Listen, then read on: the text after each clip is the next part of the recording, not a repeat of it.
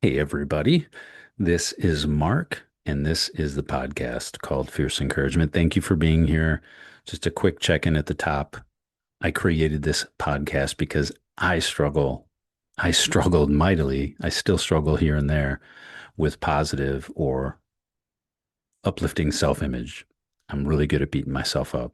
So that's why I created this. I'm a coach. I've worked in corporate IT for decades, and I've done everything from raise a family to help coach people towards showing up for themselves in a deeper, more consistent way, and especially in that mindset around who they are. So I do work with a lot of leaders. I do work with a lot of high performers, people who are running teams, people that are running companies, and people that are starting things, people running whole departments, even. And really, underneath almost every conversation that I have, I hear some of the same talk and kind of this same low frequency vibration. So, this episode might be tuned in more for people who are leaders. And this one, it could be a parenting too, right? Like parents are leaders or leading and coaching on the athletic field. And really for anyone managing other people who also might be carrying some of the same difficulties themselves without maybe even knowing it. So let's jump into this. Here's something I noticed kind of right at the top. And this is in most every leader I get to talk to, most teams I get to have workshops with, and most people I get to train. And honestly, if I'm really bold and vulnerable here, I struggle with this mightily too. There's a hum or a low vibration running underneath every day. And so, what do I mean by that? Well, it's a constant low grade anxiety or doubt. It might even be kind of a speeding, frantic, energetic, overly energetic mind. Kind of, I think people talk about the monkey mind, always moving branch to branch. And some of the language that I have with myself around it is quote unquote, I don't have time for this, unquote. I find myself that kind of voice and that energy in my head, kind of like that drill sergeant in my head. The one that's burnt out, but angry, and the one that just wants to keep going and pushing. That type of energy. That's what I'm talking about. So I don't know if you're familiar with that energy, but that's my kind of default mode. But we usually don't call it what it is for us. We might even call that in a cultural context, like a lot of people have called me driven. People have called it being a high performer, right? People call it something like, hey, he takes it seriously. They take it seriously. That's good. And it is good. Doesn't mean it's all bad, but I think underneath the drive and the push and the burnout for a lot of people is something quieter. And while it's hard to admit, it's a sense, it's a felt sense of unworthiness. This is kind of like a fear that if we slow down too much, somebody will finally call us out. Um, People will start laughing and pointing, right? And maybe we actually think that there isn't um, value in what we do and who we are. We're just a role. And we can't really say that out loud in a performance review, can we? Maybe some amazing managers or HR people might. But for most of us, saying that out loud is the end of our career. So this sense of unworthiness kind of hums in the background all along the way, unspoken underneath every meeting, every email, that nervous energy that you might approach some tasks at work with, all conditional. In fact, when I look back at some of my energy around my work tasks in my IT corporate work, it was this.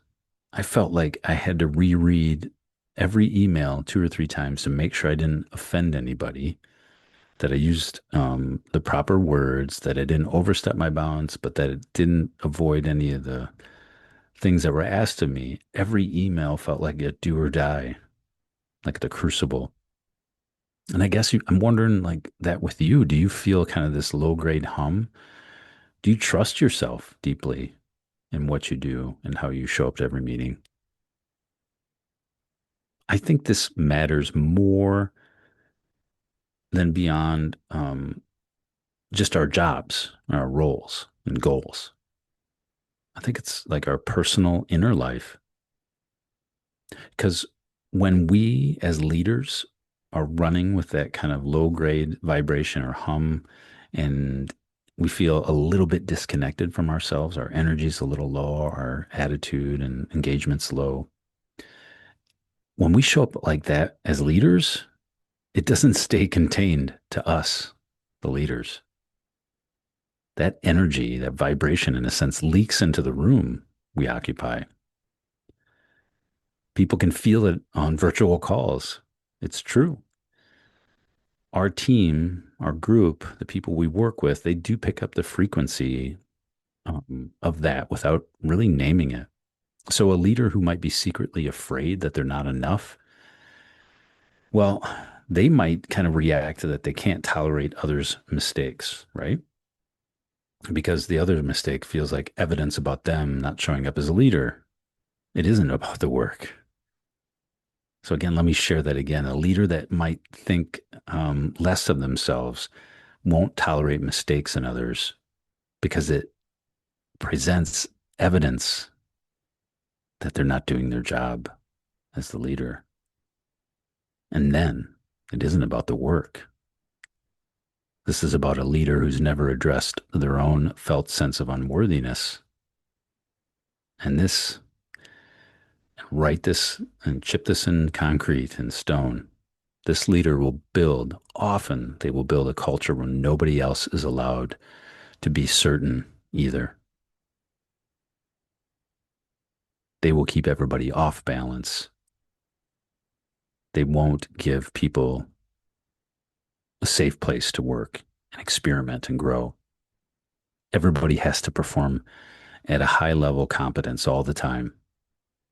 And nobody can really even share what they don't know or what they're struggling with or if they need help. That kills teams. That chokes off any growth. And I'll tell you what, this is expensive as hell. And it's funny how I see in places I go, they do this and then they just throw more leadership training and books and feigned interest into programs, but nobody practices it. This is the stuff that's super expensive. We hide behind it. It's the stuff that quietly drains our energy. And I'll tell you, this is the stuff that causes turnover in a big, deep way on a revolving door. I've seen it again and again in the teams I've worked with. And it's sad to see great people have to leave because one leader wasn't able to work on themselves and see that they are worthy. Here's where I usually start with leaders that I've gotten connect with on this and working kind of from the inside out. It isn't with a fix. It isn't with a quick fix, but it starts more with questions. It might even be that awareness, like, are you even aware that this is kind of running in the background for you? Most high performers I get to work with do have an incredible amount of self-awareness around their calendar, right? Or maybe the numbers, or maybe an output spreadsheet or dashboard. But a lot of them, well, this is unfortunately true. A lot of them haven't stopped to ask whether there is that kind of unworthiness hum there, how they're working on themselves, and what that's costing them. So here's three things I ask in order every time. Are you aware of your problem? Not the surface problem, the problem up on the surface, but the deeper ones, the ones underneath it. Do you understand the actual results it's causing and in your life and in your team? This isn't theory. This is specifics. This is data. Who left? What got avoided? What crucial conversations never happened because it felt too risky? Do you have any agency here? Do you have any ability to take action? Is there any sense that there's a way to work with this instead of just managing around it forever? Truly, that's it. Three questions: awareness, results, and agency. If a leader can't ask these things honestly and sit with them, with their team, there is no tool. Let me say it again. There is no tool or any system I can hand them or anybody else can hand them that's going to stick. This is an honest assessment on what it means to show up as leaders. And these three questions, I think they model or make an example of how we can show up vulnerably as leaders, because quality leadership is servant leadership, and servant leadership means vulnerable leadership. That does not mean oversharing, but it does mean admitting that there's places for you to grow and to understand and to see where there might be gaps in you taking action or helping support your team. And this is really the reframe for leaders. I do want to offer something really specific here. If this is waking something up in you, I feel myself energized right now because I don't think this is about leaders becoming softer or coddling or just creating cultures where we pat each other on the head and give each other trophies. That's bullcrap. And that is even more abusive to the teams and the people in the work. I think it's the opposite of that, actually. A leader who has looked honestly at their own sense of unworthiness, that whatever modality is on autopilot, when they know it's there, when they know what they're working with and they aren't ashamed of it, that they see it clearly, they're working on it actively, they become someone else that their team can actually trust. This doesn't come bestowed. It isn't in a role. It isn't in a salary. It doesn't come from HR. And it certainly doesn't happen because they're flawless now, or they're exonerated, or they're pretending not to be something. No. But also, this isn't a personal flaw. This is just that system issue as a leader.